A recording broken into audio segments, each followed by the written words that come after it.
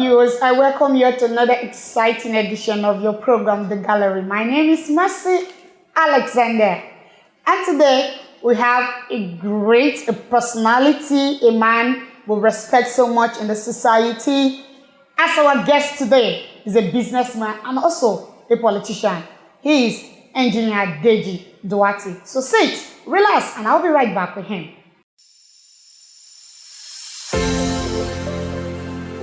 One name renowned for his dedication and commitment, well loved and admired by many, Engineer Adedeji Doherty, born into the Doherty dynasty of Popo Aguda in downtown Lagos Island of Lagos State in the 60s. He graduated from CMS Grammar School, Bariga, Lagos. He further proceeded to Chicago, Illinois in the United States of America, where he bagged a degree in industrial engineering and returning to Nigeria after having fulfilled the requirements of the NYSC. He worked briefly with multinational agro-allied trading company called Cargill Limited Company, after which he set out on his own. Doherty is an entrepreneur par excellence. He has worked in various capacities as southern, northern, eastern, purchasing and logistic managing over a 3-year period. As such, afforded him the opportunity to live and get close to grassroots citizens in various villages. Engineer Adedeji Doherty is the chairman of Dan Group, which includes Dohagro Industry, 10 Degree Events Center and other businesses, which include imports and export, community trading, real estate and heavy industrial equipment leasing. Deji has been a source of empowerment for many youths and women in the country.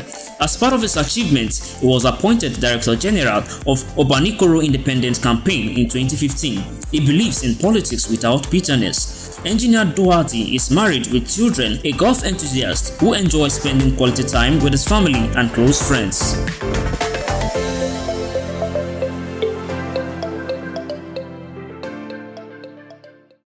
Wow, sir, we thank you for giving us this opportunity to have you on our program, The Gallery. It's been a long time we've been facing this appointment, and finally, because of your busy schedule, you gave us this day, and we're really, really grateful, sir. Now, sir, let's talk about PDP in Lagos State. Yes. How has it been for you? You've been the PDP chairman for the past almost a year. How has it been for you? Well, I will say thank you, first of all. Good day to the viewers, or good evening. PDP has been a learning curve for me, as chairman of the party. It has opened my eyes to quite a lot of things that has been wrong with the party over the past 20 years, and it has also given me an opportunity to assess the party when I took it over. It has also given me an opportunity to assess our different structures, from the state to the zone, to the local government, to the ward, to the zone, to the polling units. And then it has also given me an opportunity to look at the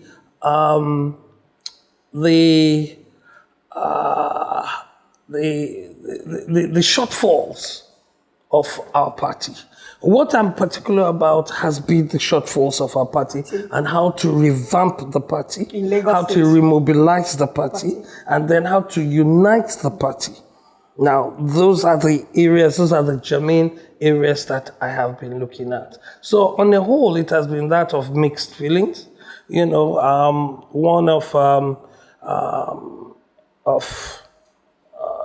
has been a challenge. It has been very challenging, when you're dealing with people of different minds, different mindsets, both the old, the young, and, women, youths, you understand? Then you have to be able to think on different levels, all at the same time, So definitely it has been very interesting. Good. Now, sir, as a businessman, what brought you into politics? Well, what brought me into politics? Wow. The PDP was formed in 1998. Okay. You understand? I had started business since 1986, and by 1996, 97, 98, I was already doing quite a lot of business on a national level. And it made me get closer to the grassroots. I got involved in a lot of markets. You understand? I had shops in about 36 markets in Lagos State. You understand? You know, right from Daliko to Ojaoba to Ibutiru to Agbeni, Okari, you know, Mushi, you know, Alaba, you know. So at the end of the day, I found out that I was always doing quite a lot of community service. Yeah. You understand? In terms of taking care of school fees of some people, rent, hospital bills, women that were single mothers, widows, things like that. So I thought about it that why, you know, I came back from the United States in 1985, 86. 1985, yeah. You know, so I started looking at it that why would Nigerians, with the way we were so blessed, why would our common people be asking for things that Social Security was giving those in other countries? So I said I had to make a difference. I had to put in my own quota. And that was how I started with PDP in 1998 into 1999, you understand, as a financial member. You understand? And then later on, in 2002, 2003, I decided to run for governor. You know, so I run for governor in 2003, 2007, 2011. I stepped down in 2011 for Adedeji and then ran in 2015 and 2019. So that's how I got into politics, and I've been in PDP since then. Wow. So how has it been for you so far? Well, because you are still a politician. Yes. So sort of, yeah. Sort of, no, because you are. Presently, you are the PDP Lagos State chairman, so you are a politician. So how do you manage the both? I'm a technocrat in politics. Businessman and a politician.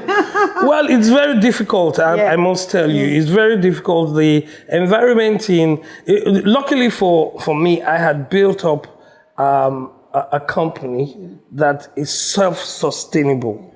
You understand? Over the past 30, 35 years. You understand? So it has been a bit, it has affected my business in terms of it slowing its growth. You understand? But at the same time, it has been interesting because I've gotten involved in meeting quite a lot of people, and quite a lot of people have come my way. I've asked for quite a lot of assistance in different areas, and I am quite close to those that make decisions. Now, sir, in the PDP Southwest generally, there are so many factors of PDP. You understand? Do you think there are some people who are trying to sabotage the party in the Southwest? Well, that's a very heavy question.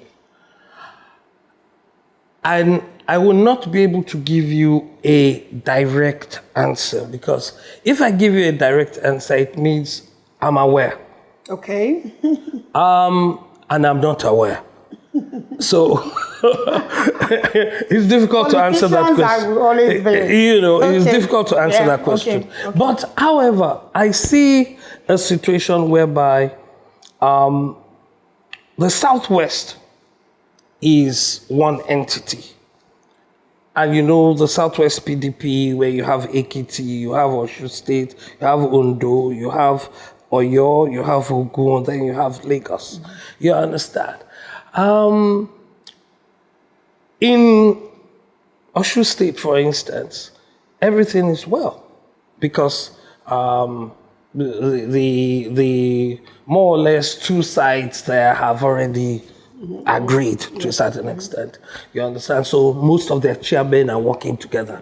In Ekiti, most of the chairmen are working together. Yeah. In Ogun, most of the chairmen are They're working working together. together. In Oyo, the governor is there, so we believe that most of the chairmen are working together, but he might have some little misunderstandings here and there, but definitely there is a little bit of fracture there, but it is manageable. In Lagos State, we have, right here now, you've seen 17 chairmen. You understand? Yeah. So for the first time in Lagos State, we are working together. Even though, yes, we have another faction that seems to be quite pragmatic and everything. You understand? But it's allowed. This is democracy. Yeah. You understand? So it's allowed. And then if you go to Ondo State, the same thing. If you go to all the other states, you understand? Yes. You have some, at least 60-70% of normalcy. You understand? Yes, we would like to make it 100%. We like to make it 90%, but this is democracy. You understand? However, at the same time, we remember that we have a vacuum right now, which is we don't have a substantive vice chairman. You understand? And I believe that once we have a vice chairman... Vice chairman in the Southwest? Yes, a substantive vice chairman. We have an acting chairman. We have acting ESCO, caretaker ESCO. So those are not real ESCOs because they were not voted for. Yeah. Yes, sir. Once you don't vote for a structure, then it becomes real shaky. Yeah. So when you see, I'm an example, I'm a good example. I got voted for as state chairman, and that's why I have the support that I have. You understand? Yeah. And which has never happened in Lagos State. You understand? So in the Southwest, right, once we vote for a new leadership, you will see the normalcy just go up to about 80-90%. So we are very hopeful that that election is going to come on very soon, and with the NWC making sure that a free and fair election takes place in a free and fair environment, you understand, and we have a free and fair result, you understand, definitely it's just like glue.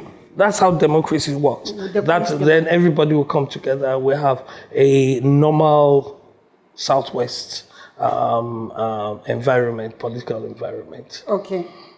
You heard him. He tries as much as he can not to answer my question. And the politicians will always be one. Now, sir, let's talk about Lagos State, for example.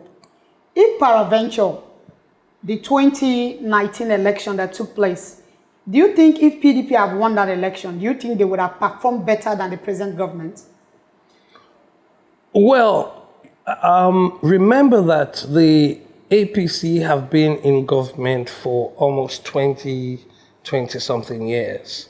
And as a PDP member coming into governance and being the administrators of what is on ground, you understand, I will say that the PDP governor would have